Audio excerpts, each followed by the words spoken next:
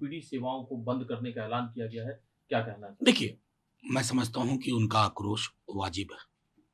ये कलकत्ता में हो, भोपाल में हो, जयपुर में हो या पटना में हो, भागलपुर में हो, ये हमारी मृत संवेदनाओं को भी उकेरता है। मैं बार-बार कल भी आपसे कहा था कि एक समाज के रूप में हम बीमार हो गए। पुलिस प्रशासन, राज्य व्यवस्था का अपना रूल है, इसे कोई इनकार नहीं कर सकता। लेकिन इस तरह के क्रिटिकल जॉब करने वालों को अगर आप महफूज नहीं रख सकते, उनको सुरक्षा की गारंटी नहीं है, तो किस प्रकार के समाज की तामीर हो रही है? इसलिए मैं समझता हूं कि अगर डॉक्टर्स ने अपना प्रतिकार, प्रतिरोध, अपने आक्रोश की अभिव्यक्ति की है, तो वो जायज है। सर, इस सीबीआई जांच की भी मांग चल रही है। कल ममता बनर्जी सामने आई, मीडिया से बात करते हुए उन्होंने कहा कि 1 हफ्ते का समय पुलिस को दिया गया है फास्ट ट्रैक तरीके से इस मामले को सुलझाने के लिए। अगर पुलिस नाकाम रहती है तो 1 हफ्ते के बाद वो सीबीआई को देखिए, स्वयं ममता जी ने कहा और इस मामले को देख रही है। उन्होंने लगभग स्पष्ट शब्दों में कहा है कि अगर 1 हफ्ते के अंदर अनुसंधान नहीं हुआ और दोषी पकड़े नहीं गए, आरोप तय नहीं हुए, तो वो सीबीआई को देंगे। मैं समझता हूं कि ये एक मैसेज है, लेकिन उससे इतर मैं बार बार कह रहा हूं कि इसको सिर्फ, ये बहुत आसान है, 4 साल की बच्ची के साथ कहीं होता है, 6 साल की बच्ची के साथ होता है। आखिर एक ऐसी क्या चीजें हो रही हैं कि इस तरह के मसलों पर भी हम पॉलिटिकल मोबिलाइजेशन में चले जाते हैं, हमारा लेंस अलग हो जाता है। ये नहीं होना चाहिए। जब निर्भया का हुआ तो स्मरण करिए, उसके बाद कितनी निर्भया हुई इस देश में। ये तो मैं समझता हूं विचारणीय विषय है, चिंता का विषय। सर, आपने पॉलिटिकल मोबिलाइजेशन जो घटना हुई है, उन्होंने सीधे राहुल गांधी पर निशाना साधा, कहा कि घटना कलकत्ता में होती है तो राहुल गांधी के होठ सिल जाते हैं, इस पर एक शब्द नहीं बोलते। दूसरी जगह होती है तो यही लोग बयानबाजी पर उतर आते हैं। वो उनको पता नहीं है। गिरिराज जी आपके एजेंडे में आ जाते हैं तो मैं क्या कहूं, प्रतिक्रिया देना पड़ेगा, लेकिन जिस व्यक्ति को उसके डिपार्टमेंट पोर्टफोलियो कौन सा रन कर रहे हैं आज तक नहीं पता। मैंने संसद में कई बीजेपी वालों से पूछा कि आपको पता है गिरिराज जी किस चीज के मंत्री हैं? नहीं पता है लोगों को, क्योंकि वो यही बोलेंगे। कल हिंडनबर्ग पर भी बोल रहे थे, बिना जाने बूझे।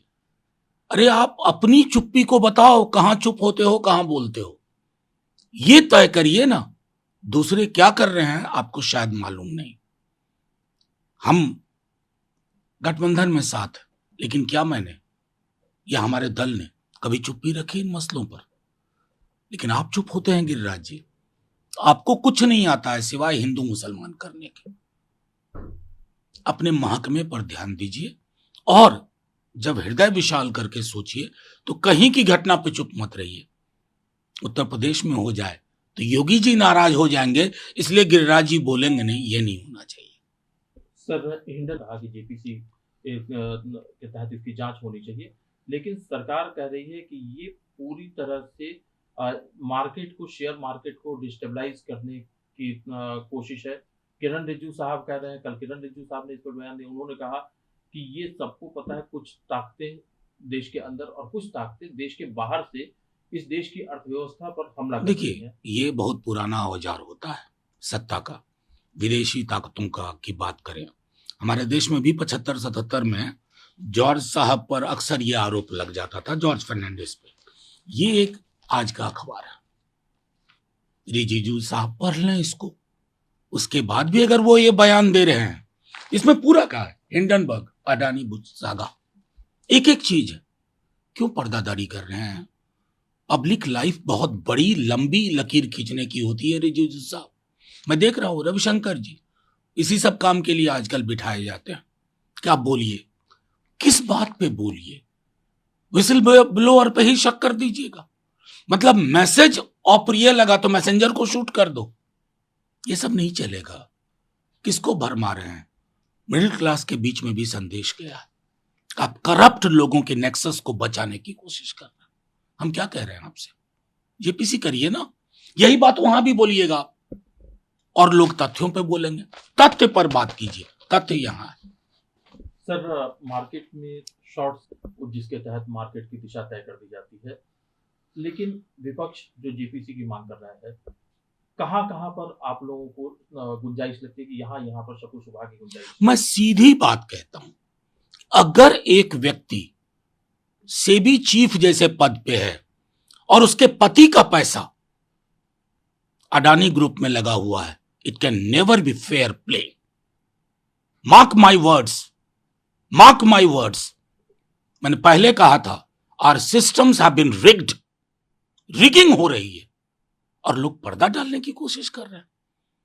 जितने स्टेटमेंट अडानी की ओर से नहीं आते हैं, उतने स्टेटमेंट बीजेपी के स्पोक्स पर्सन और लीडर्स बेचारों को देना पड़ रहा। क्यों भाई, तुम अडानी के पेरोल पे हो, क्यों?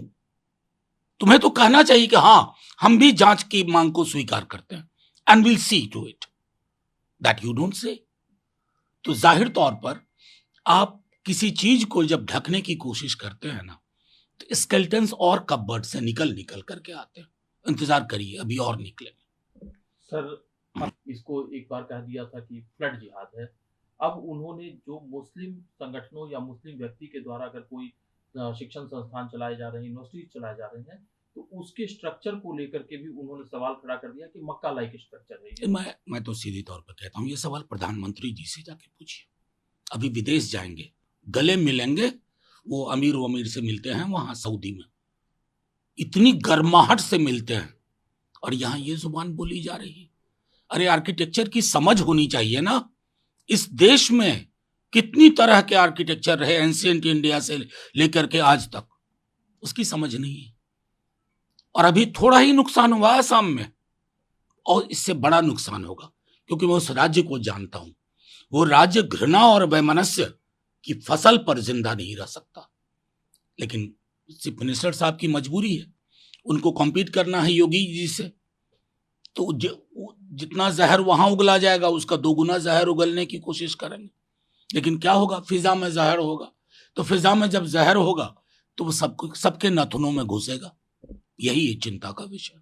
सर, बांग्लादेश में शेख हसीना सरकार पर हिंसा भड़की, हिंदू समुदाय के लोगों को निशाना बनाया गया, उसको लेकर के कई सारे ऑथर्स, एकेडमिक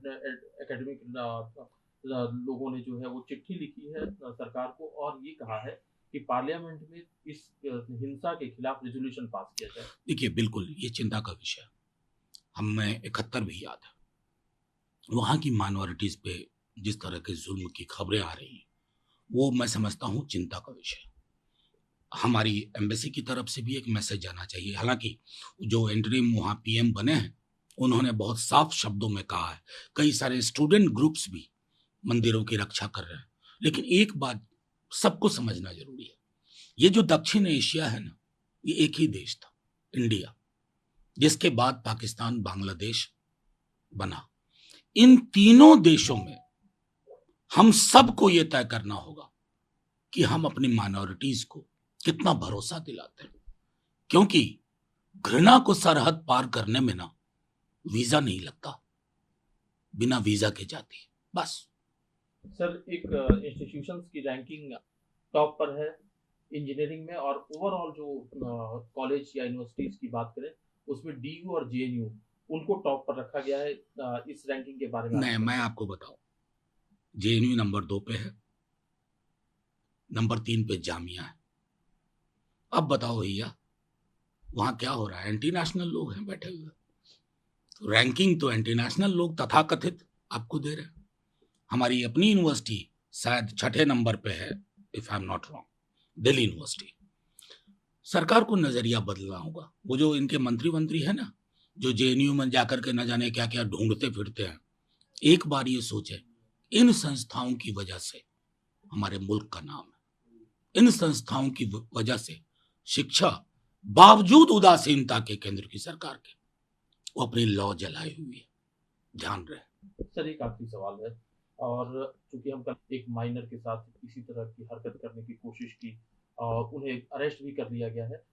इस घटना नहीं, तहकीकात हो, कोई स्पेयर ना हो, तहकीकात हो, लेकिन उस तरह की तहकीकात ना हो जैसे ब्रजभूषण शरण सिंह पे हुआ था। उस तरह की तहकीकात ना हो, यही कहूंगा। और यही मैं बार बार आग्रह करता हूं कि किसी भी इस तरह के दुष्कर्म की वारदात पर चश्मा ना बदला जाए कि ये वाला चश्मा इसके लिए, वो वाला चश्मा उसके लिए, वो नहीं।